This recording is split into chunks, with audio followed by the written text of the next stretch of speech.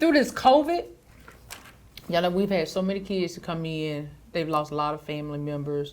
They lost friends. Yeah. That brings them in on crisis. And a lot of them, they just don't know how to deal with it.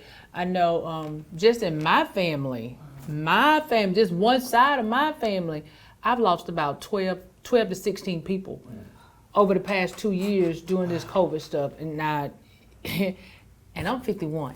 And it hurts me. And I went through that deep state of like, Lord, how much more? So just think about these kids, you know, who are losing people and they don't know how to deal with it. Loss is something. It's something. And it's just, we just got to let them know that, hey, they can call us. You know, we're here. We're a family. All of us have gone through something like this before. And so we can easily help each other out. And we're just here for them.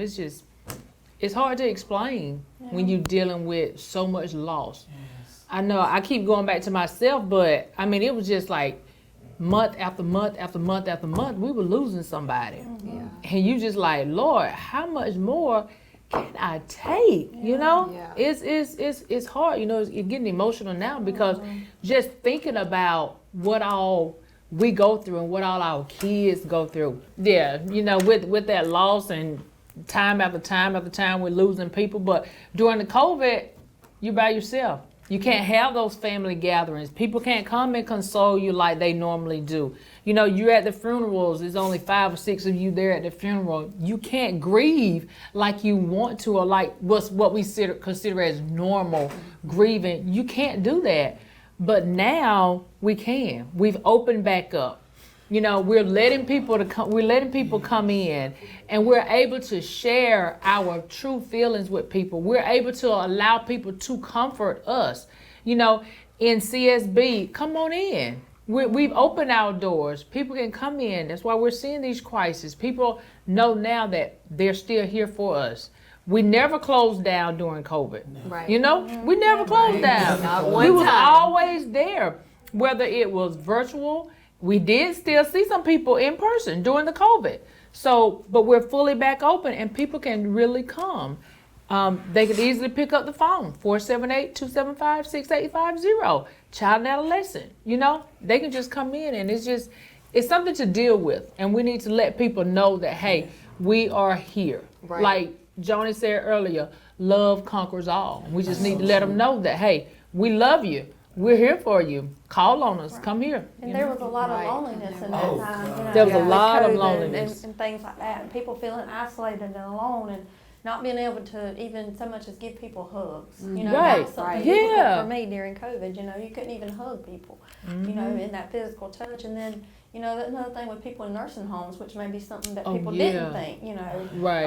But, you know, there was some isolation there. And then, like, you know, you want to go see, you know, your loved one sits in the nursing homes. You couldn't even do that. Right. And, you know, it's important for people to know that, you know, mental health, like you said, Ms. Connie, mental health has opened their doors back up. And we are there for you. And we're there for that, you know, getting over that loneliness and helping with those, you know, issues that COVID may have presented. Right.